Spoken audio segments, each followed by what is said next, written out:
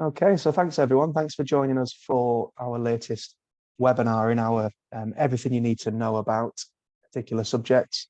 And today we're talking about what's become quite a popular topic at the moment. It's quite it's often in the news and a lot of the kind of HR journals and news stories and things like that, which is all about the impact of the menopause in the workplace and supporting colleagues and how we deal with certain issues from a legal point of view as and when they come up. So that's what we're going to be covering today. As I say, if you've been on one of these sessions before, you know that we like it to be interactive. So if you have any questions, just jump in, chat box, or put your hand up, or just jump in and interrupt us. We're more than comfortable with that as well, aren't we? Yeah. Really. So yeah, anything at all, please do. But without further ado, I'll pass over to Julie, and Julie can get us started on our session for today. Thank you. Thanks, Gareth. So I'm just going to start by confessing that this topic, I think, unlike any other topic that I can think of that refers to women's health, for instance, maternity rights, does still seem to invite a degree of embarrassment. And I think it's indicative of the fact that menopause has long been referred to in hushed tones as women's troubles and kind of behind the hand. But all of that is changing, thanks largely to much more media coverage. I'm thinking Davina McCall. You can't see Davina McCall without her talking about menopause. She's become quite a champion of the issue. And of course, this cultural change filters down into the workplace, and rightly so. So today we're going to cover the increasingly hot topic, see what I did there, of menopause in a workplace setting. So I'm just going to start off by actually discussing what the menopause is very briefly. So it's part of the natural aging process in a woman's life, and it usually occurs between the age of 45 and 55. And it's medically said to have occurred when a woman's menstrual cycle has ceased for 12 consecutive months. And in the UK, apparently the average age for a woman to reach menopause is 51. So we use the term menopause throughout this webinar as an umbrella term to cover perimenopause. So that's the period preceding the menopause, when a woman's hormonal levels begin to change. And that usually occurs from the age of 45. The actual menopause and the post-menopause period, which is the time after the menopause has occurred, because all of these different stages can have an effect on a woman's physical and mental well-being. So on average, menopause symptoms last between 4 and 8 years, but for about 10% of women, they can continue for up to 12 years. Symptoms can begin during the menopause, the perimenopause, and continue post-menopause, and they don't cease simply because the technical menopause has occurred. So in some instances, menopause will be instant and there will be no perimenopause period, for instance, as a result of a surgical operation like a hysterectomy, or for cancer treatment like chemotherapy, and therefore it can also affect younger women. And the menopause affects most women and other people who have a menstrual cycle, and this can include trans individuals, people with variations of sex development, which is known as VSD, and those who identify as non-binary. So we're addressing all of the people in that category. So onto the symptoms themselves. Menopause symptoms, they can affect women in different ways, obviously. There's no one size fits all. The types of symptoms, how severe they are, and when and for how long they occur will vary from woman to woman. 3 out of 4 women experience menopause symptoms, so that's a lot, obviously, of people in your workforce, and 1 in 4 could experience serious symptoms. And symptoms can last, as we've said, on average 4 years, but can last longer. So common physical and psychological symptoms of the menopause include fatigue, night sweats, hot flushes, that's the famous one, headaches, migraines, skin irritation, dry eyes, urinary problems, muscle and joint stiffness and pain, heavy and obviously or painful periods, insomnia, difficulty sleeping, difficulty concentrating and forgetfulness, sometimes referred to as brain fog, anxiety or depression, mood swings, and panic attacks. So a lot of symptoms that you would normally associate with fluctuations in hormonal levels. So obviously, these, 50% of the workforce is women, and therefore this phenomenon can affect, this health condition can affect the workplace. And Gareth's just going to carry on with a focus on how it interacts in the workplace. Thanks, Julie. Yeah, so how can the menopause affect the workplace? Well, we think, and we've seen a lot of this amongst the clients that we help with, that properly managing the effects of the menopause, supporting employees and creating a positive and open environment between an employer and someone that's affected by the menopause can help that person from developing lots of different situations or medical scenarios. So it can prevent people from, by being supportive, we can prevent our employees, our colleagues from losing confidence in their skills, their abilities and their place in the workplace and their role within the business. We can prevent people from feeling like they need to take time off and hide the reasons for their time off.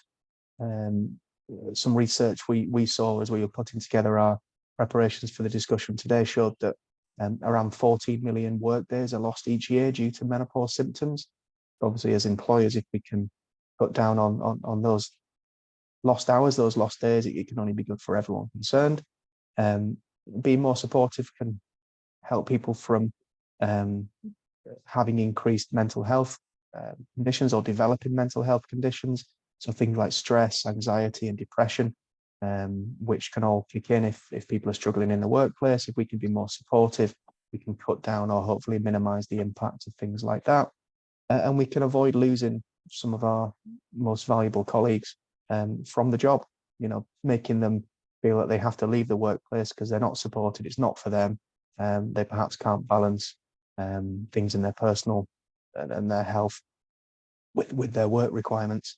And so people leave their careers. And you may have seen, or you may have read, if you're following commentary on the menopause in the workplace, that it's often referred to as a bit of a silent career killer, in the sense that people feel they need to walk away from jobs they're otherwise able to perform well. Now, in terms of how we relate to the menopause in relation to existing HR and employment law structures, it's important for us to understand that menopause in itself is not specifically protected under the Equality Act. It's not actually a protected characteristic in and of its own right. And in fact, many of us on this call today will probably recall or remember that relatively recently, the government specifically ruled out adding menopause to the list of protected characteristics following a consultation process. Obviously, that attracted a lot of press coverage, press attention across both sides in terms of positive and negative. But it was very much made clear that there's no intention to add menopause specifically as a protected characteristic when it comes to protecting people from discrimination.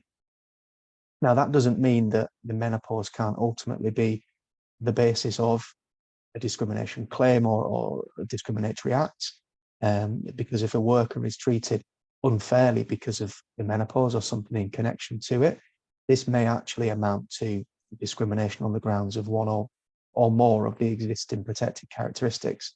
Most obviously, that may be things like age, because as Julie mentioned earlier, there's although it's quite a large range, that there is a certain age, a stage of people's lives when they're more likely to be affected by these things. The disability, because of the knock-on effect of certain conditions which may arise out of the symptoms of the menopause. I'm thinking of some physical things, but also some mental health conditions and things like that, that when you just look at those symptoms and those conditions, they very well may amount to disabilities. So there could be some protection there.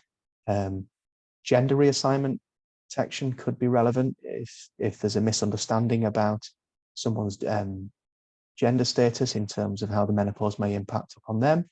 And obviously someone's sex as well. That is clearly, obviously, going to have particular relevance.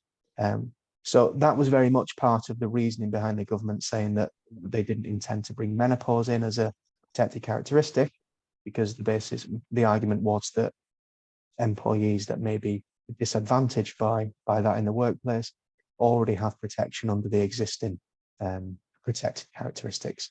People may agree or disagree with that, but that was the argument that was made. So if any of those existing characteristics can be said to apply to an individual scenario when they're impacted by menopause in the workplace, clearly then it follows that they would be protected from the usual types of prohibited conduct, direct discrimination, indirect discrimination, harassment, victimization, discrimination arising from disability, failure to comply with duty to make reasonable adjustments.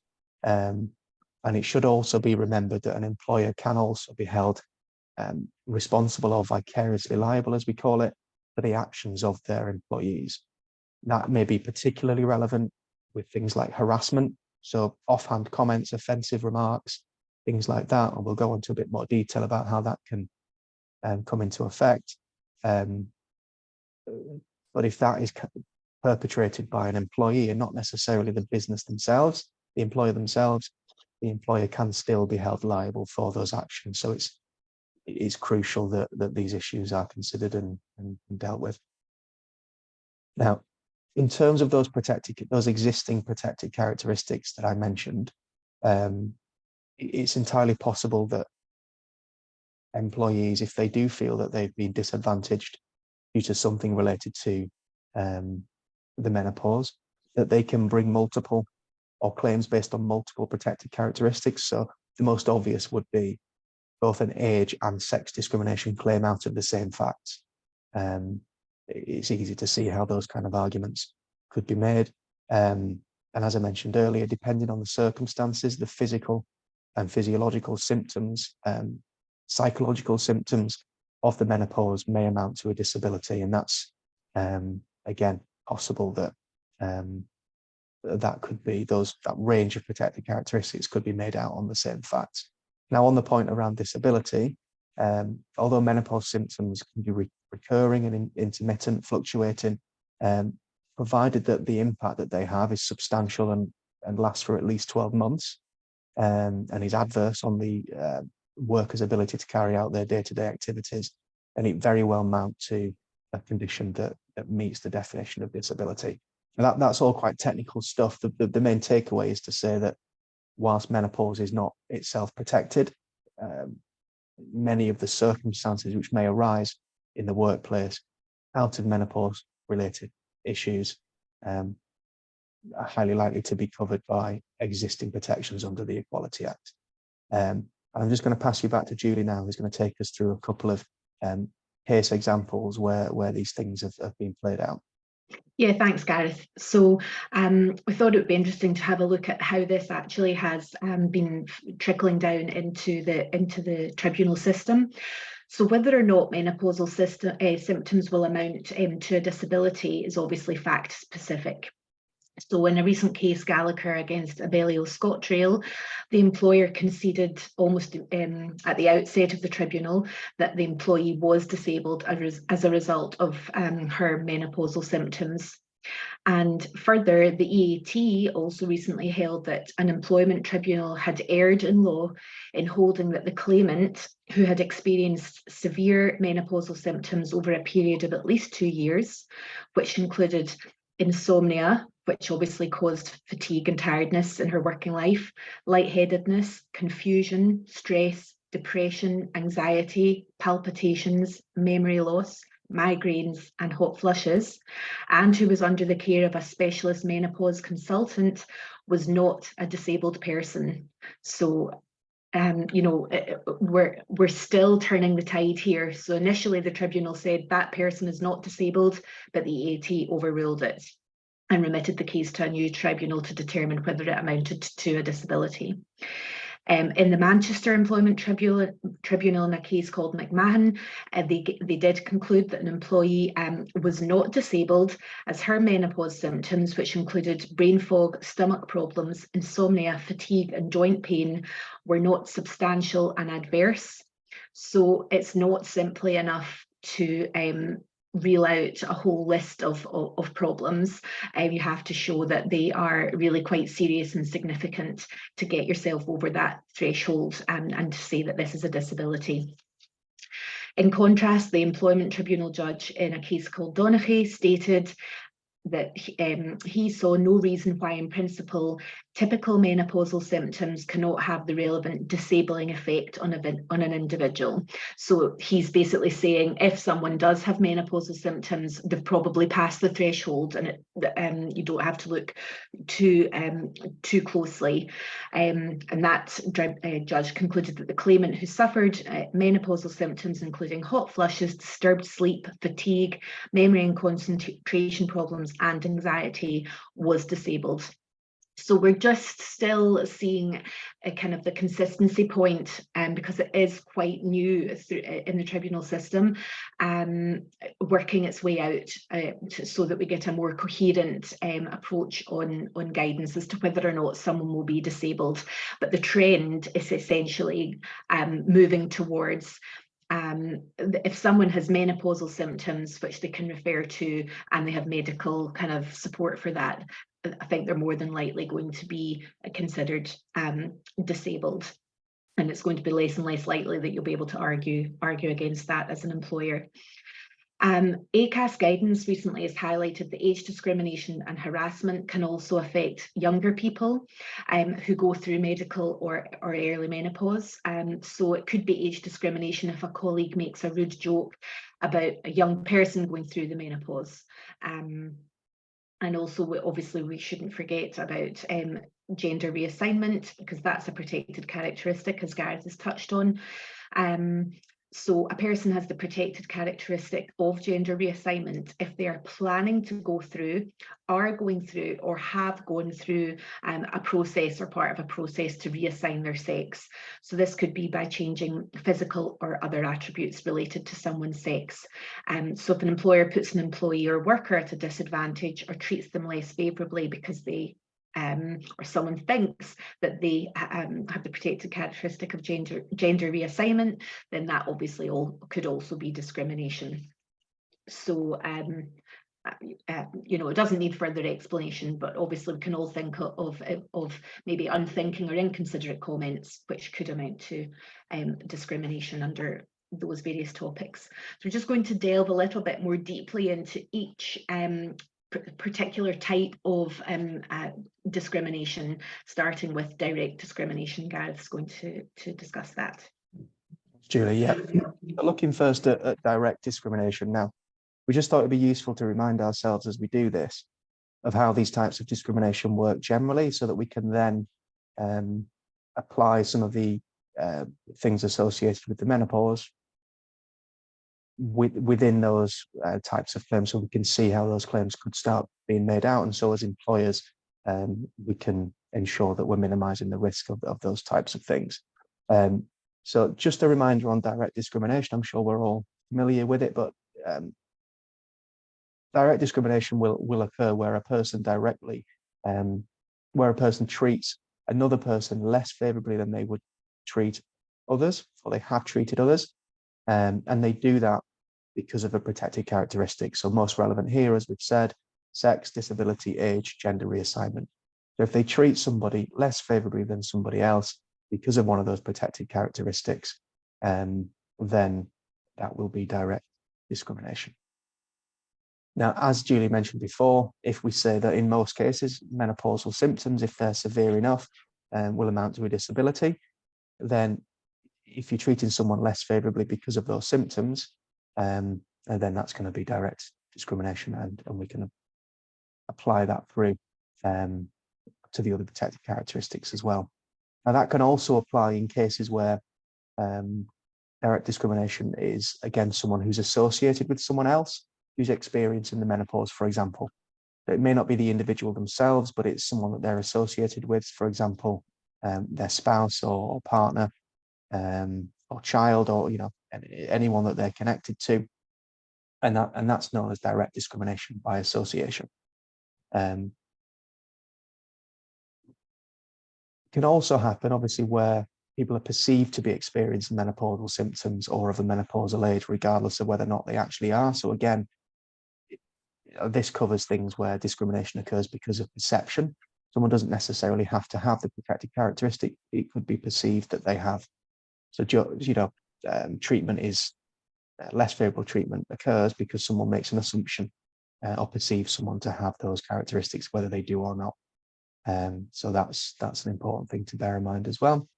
And another important example to flag up, obviously, is if an employer treats menopausal symptoms less seriously than perhaps it would or has treated, whether actually or hypothetically, a male worker's health condition.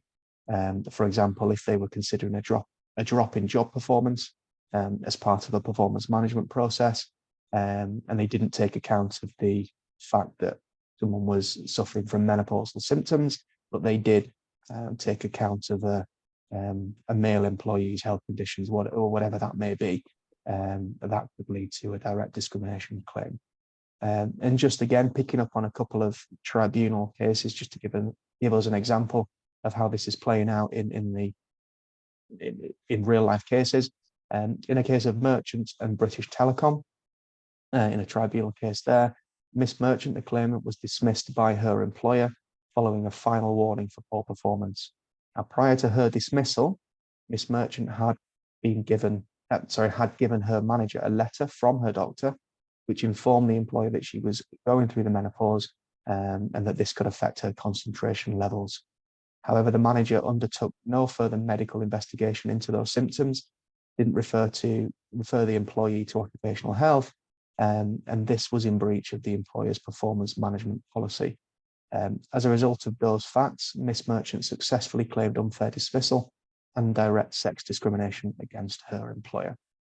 In doing so, the tribunal held that, or in making that finding, the tribunal held that the manager would not have adopted this, and this is a quote here, bizarre and irrational approach with any condition which affected both sexes, or when dealing with a man suffering from comparable symptoms.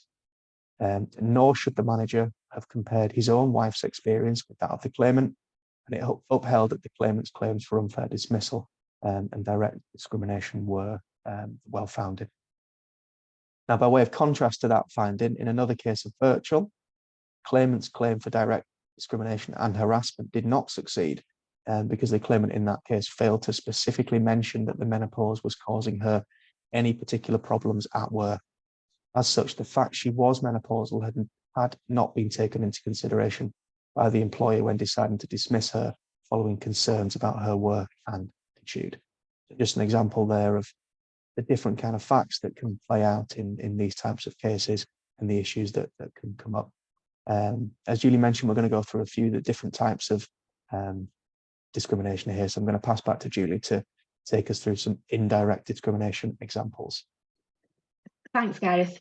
So just as a quick reminder, indirect discrimination is essentially where a provision, criterion or practice, which we call a PCP, puts a class of individuals at a disadvantage, and it cannot be argued that it's a proportionate means of achieving a legitimate aim.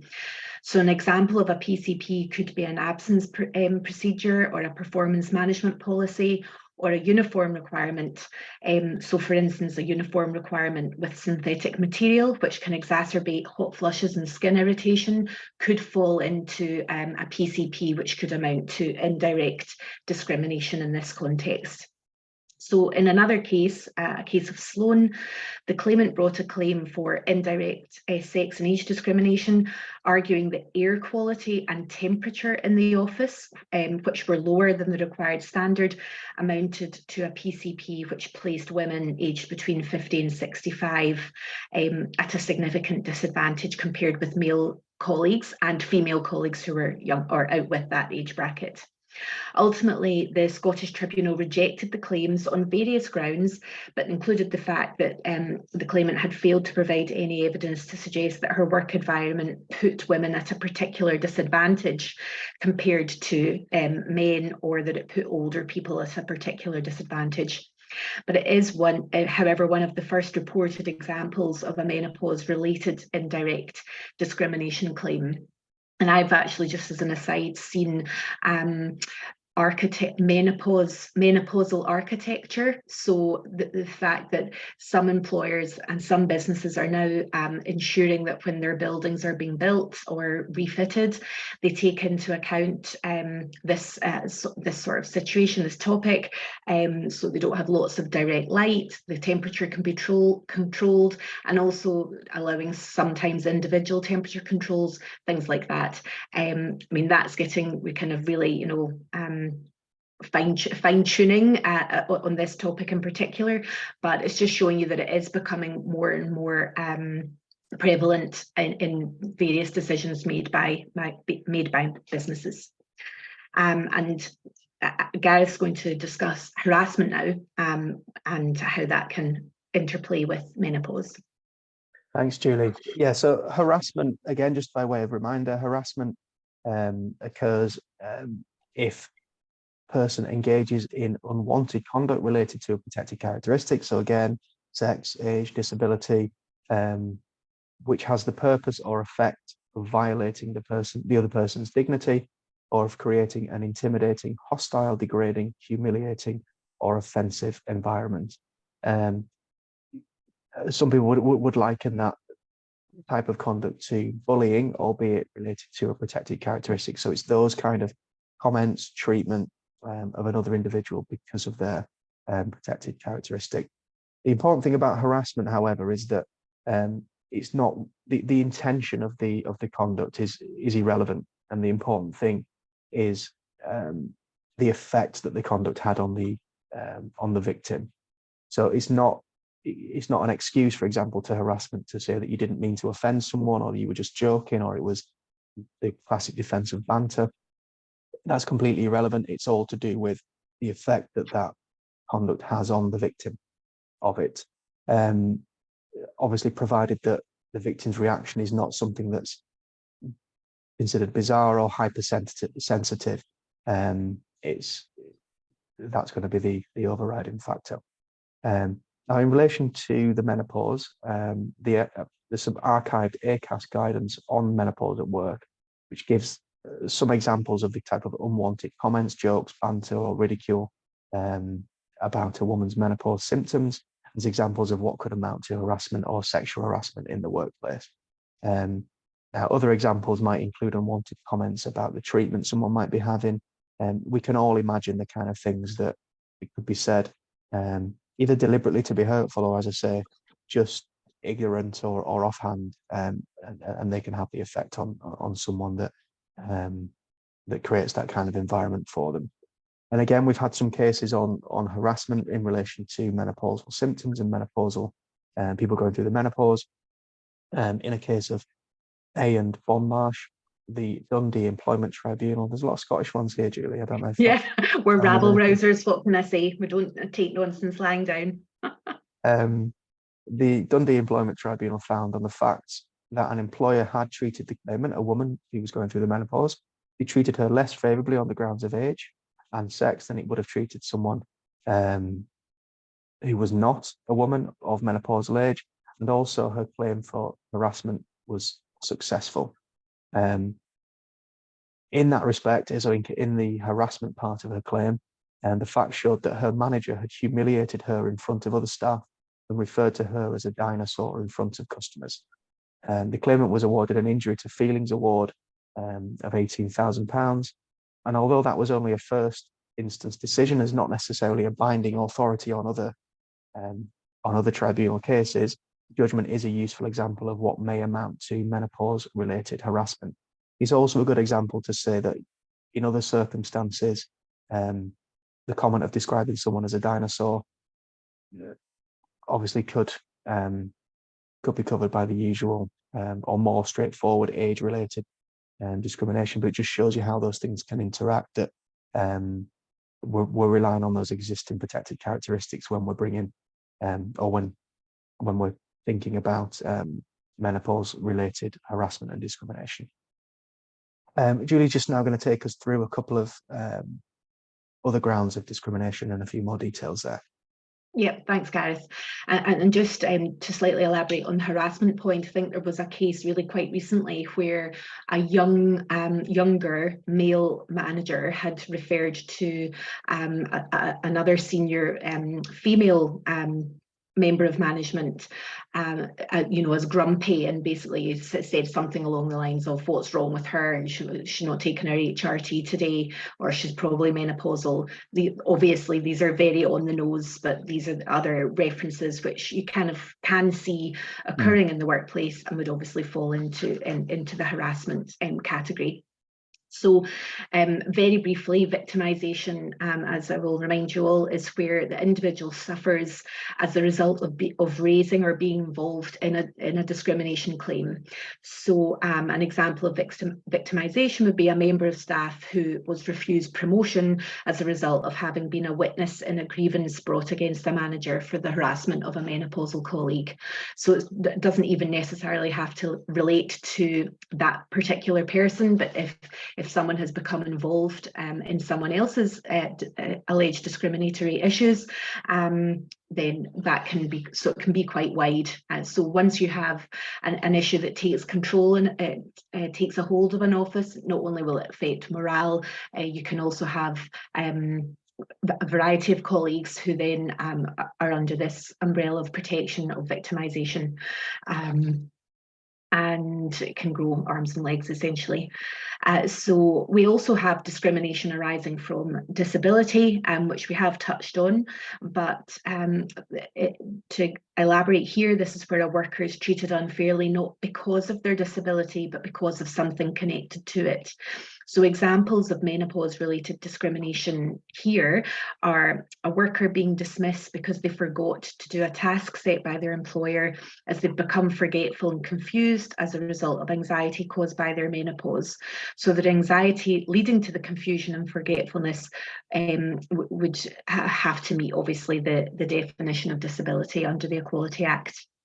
Or we also have the dismissal of a menopausal worker due to a poor absence record caused by having to take periods of menopause-related absence, again, provided that the symptoms amount to a disability.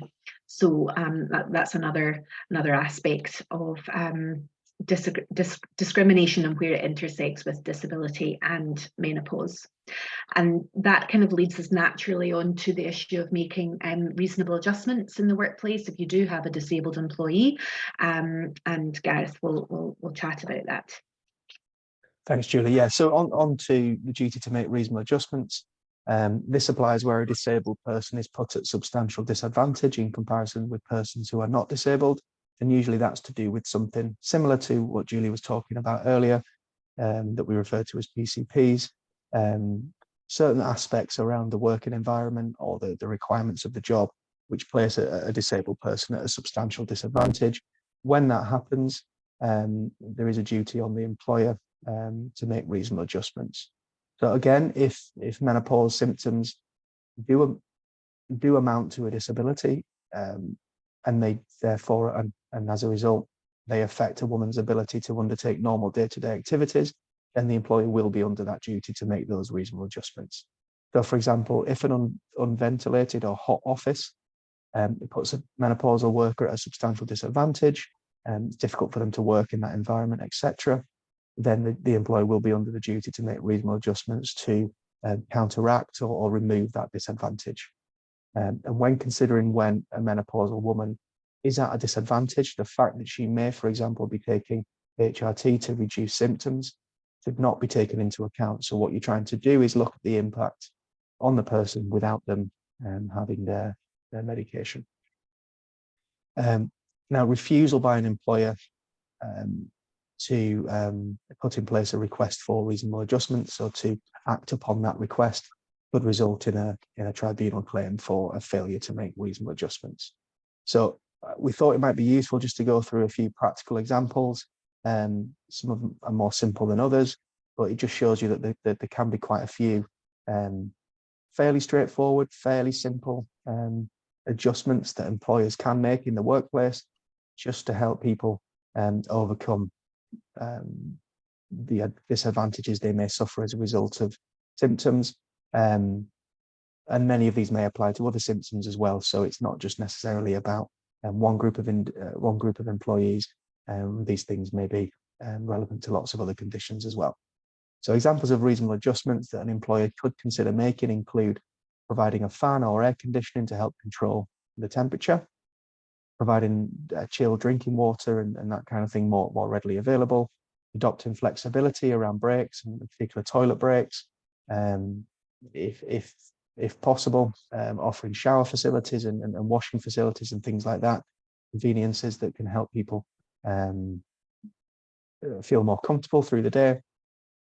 As I say, allowing more breaks to be taken during working hours, providing an option for someone who's suffering from symptoms to be able to leave work on short notice if they need to help them deal with a situation they might be facing. Allowing people to move office space or desks or wherever they're working to a more comfortable environment, for example, where there may be better air conditioning or windows or less direct sunlight, as Julie was mentioning earlier, providing more rest or break facilities, quiet places to rest and manage symptoms during the working day, allowing more flexibility, perhaps in uniform policies and the types of uniform that may be required, and being more sensitive to certain requirements which may exacerbate symptoms. Julie mentioned earlier, certain materials may exacerbate symptoms. And so removing those kind of issues may be a simple step to take. Allowing medical appointments to be taken during working hours, which may be different from the usual policy. Allowing women to report menopause-related absence to a female manager or someone they're more comfortable explaining that to, and just reviewing those kind of reporting lines for issues like that can just make people feel more comfortable. Having a more positive approach to offering flexible working arrangements and flexible start and finish times, changing working hours either temporarily or permanently, help people react to certain situations or to give them a better level of flexibility on a permanent basis, allowing home working where that's possible and practicable,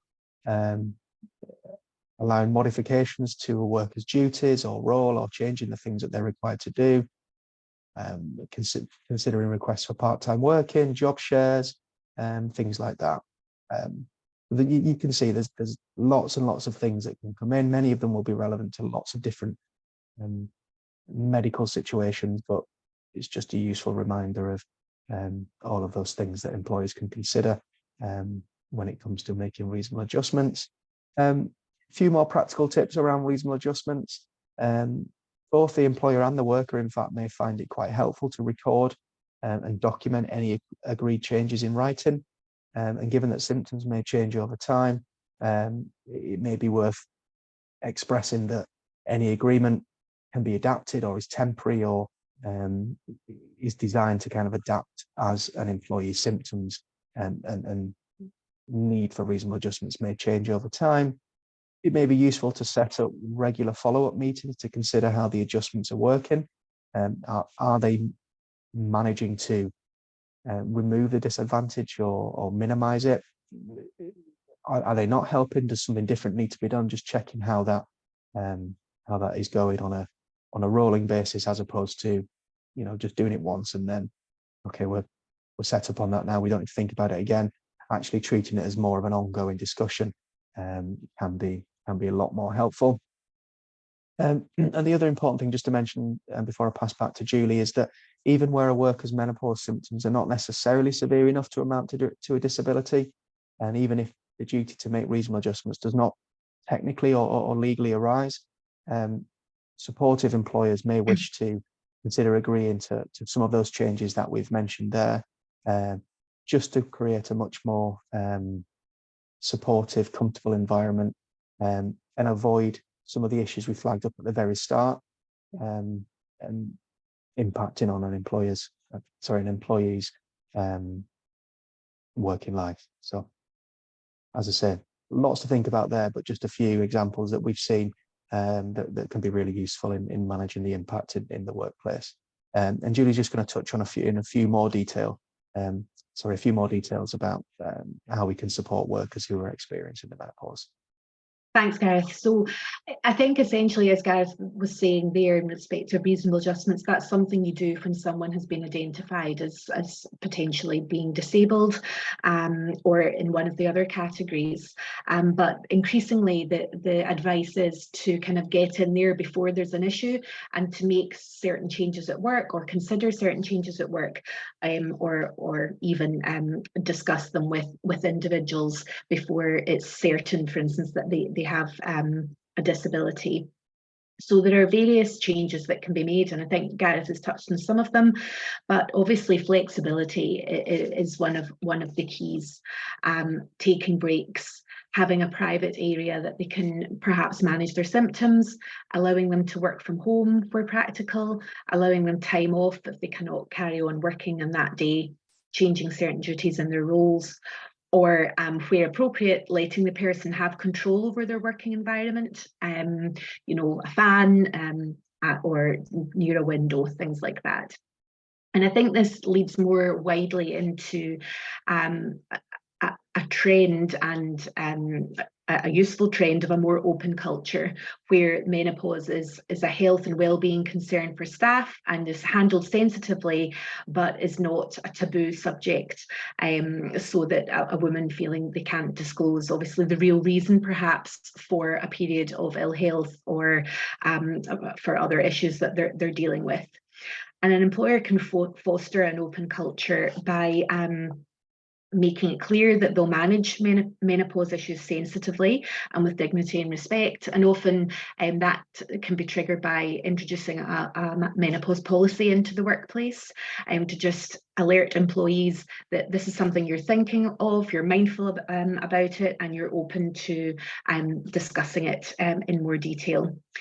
Talking openly and respectfully about the menopause so that employees have the confidence to speak up about it, communicating a positive message around the menopause and normalising discussions around the topic, making it clear that you treat menopause symptoms as a medical condition and it's not just brushed aside as, I mentioned earlier, women's problems with a kind of eye roll.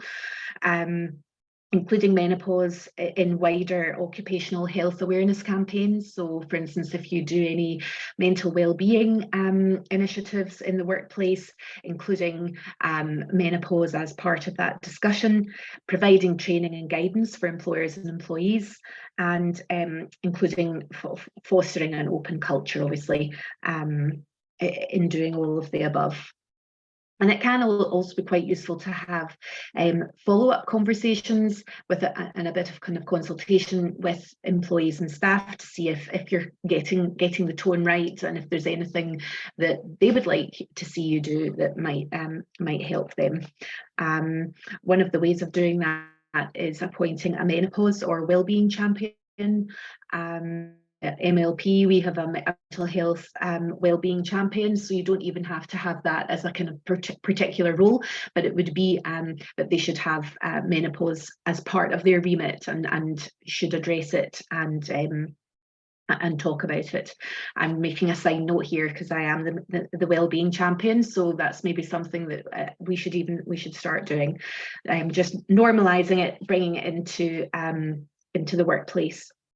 And also we have mentioned gender reassignment, so just to kind of talk about that in a little bit more detail. Obviously, an employer should support trans people with variations of sex development and non-binary employees.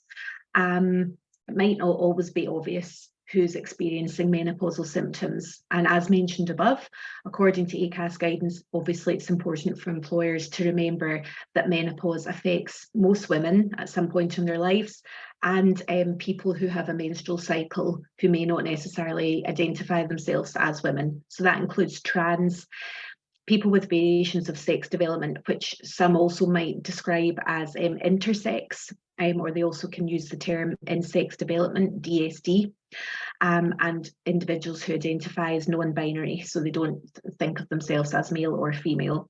But all of these people may nonetheless have menopausal symptoms and should obviously be treated with the same dignity and respect as everyone else. And it's ultimately all about, I think, the overarching idea of equality, keeping conversations confidential and private, and discussing menopause symptoms in a way that is appropriate for that person, because they may not want the issue that they're going through, menopause, more widely known, obviously, if that they do not openly identify as a woman. And I think that's us. It's a whistle-stop tour of all the various discrimination angles, and we're definitely open to questions if anyone's got any. Thanks, Julie. Thanks for that. Yeah, we did go through quite a lot there quite quickly as well. So if there's anything we didn't explore in enough detail, or you think you have any specific questions or examples you want to share with us, we have got some time now. So yeah, please do.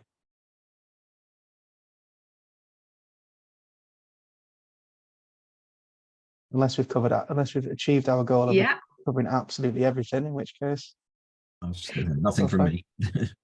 Thanks, Gary. Does anyone have a menopause policy in place or already, or that's something on the radar? Yeah, it's definitely not one of the core documents, and at the moment I don't think, but I think, as I say, it's becoming increasingly popular and common, and it's a way of signalling that you're mindful of the issue and that it might affect, obviously, staff in the workplace. Yeah, I've got a question, if that's okay. Yeah. Sure. I think, Gareth, I mean, you'll know we work in a really male-dominated environment. I think in my team of 42, there's me and 2 other women, and thankfully I'm not quite of the age for menopause yet. So it's not necessarily on our radar at the moment, but we do have 2 women in the ops team, and I don't want to do them the disservice, but they're probably closer to the age of menopause than me, that's fair to say. How much, it's really hard in terms of a balance, because to make for me, like, my gut feeling is to make quite a big thing of this and to go for like a policy and that kind of thing might actually make them feel a bit more scrutinized. Yes. And whilst we've got, it's a lovely team environment and I don't think anybody would single them out, there might be a feeling of, why are you making a policy just for them? What kind of thing would you advise to do that in a balanced manner? Certainly, my initial view is that sometimes when there is a big disparity between numbers, that's actually when you can have more of a problem, because unthinking comments by men, and they think they're joking, and actually, because they're amongst men and it's not really on their radar. So that's actually times when a menopause policy within your equality and diversity suite of documents can actually be quite useful, because it shows you as an employer getting ahead of any potential problems, and it would be a useful defence, obviously, should it come to that, and also just to remind men that it's actually not a jokey, it's not really one of these jokey, because as we're moving forward, there's more and more awareness of things that you can and cannot say in the workplace, and I think this is probably something that's still included in no harm, no foul, really. 100%, yeah.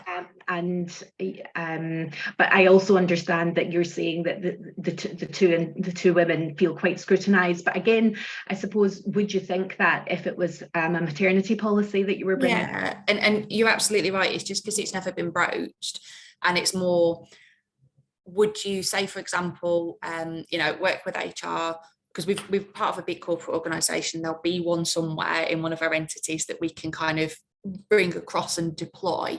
Would you announce that, or would you just make the women aware that it's there, it's relevant to them, and if there was ever to be an incident where, and don't get me wrong, there's no hint of it, but if anyone was to do something that was out of line, we've got it in the locker, or would you kind of promote it more actively? I would promote it actively, because the point really is that it's not, it's obviously for the women, but the people that may fall foul of it could be the people that it doesn't apply to, if you see what I mean. Even, you know, even a younger woman saying jokingly, when it's clear it's not happening, oh, I'm having a hot flash, you know, when it's clear that that's not the case. Just these things are, I have experienced in my career, is quite common jokey comments, and actually you know, for some people, it you know, menopause symptoms and going through the menopause is actually ruins their life, certainly their working life, and it can be very, very difficult to kind of cover that up, and also to contend with trying to laugh off hurtful comments. And as I say, it's just a topic that's garnering a lot more attention, and HRT is becoming a lot more widely prescribed, and therefore I think it's definitely something that, although it just affects women, and we can all fall foul of the discriminatory elements. And I guess it's building an awareness, right? Well, that's the thing. Starting some discussions, Awareness and stigma removal. I think that's what I'm trying to say. That it's not something to be discussed in hushed tones. It is just another, you know, like mental health, like a sore back. You know, it's just something that can happen and can have quite a serious effect on someone, and therefore everyone should be mindful and sensitive.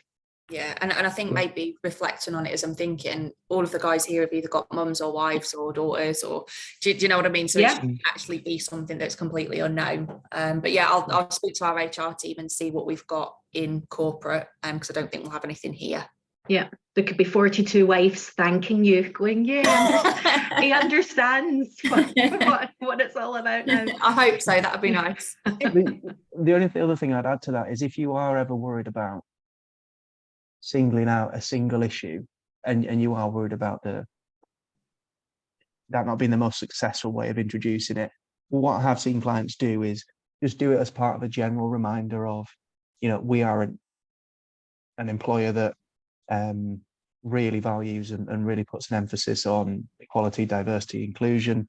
So here's a reminder of the policies we have and the systems we have in place. And it includes menopause, and we've got a menopause policy. And so you are highlighting it, but you're also saying it's part of a suite of things, and people, that can be more successful in some scenarios because people don't think that you're flagging a particular issue.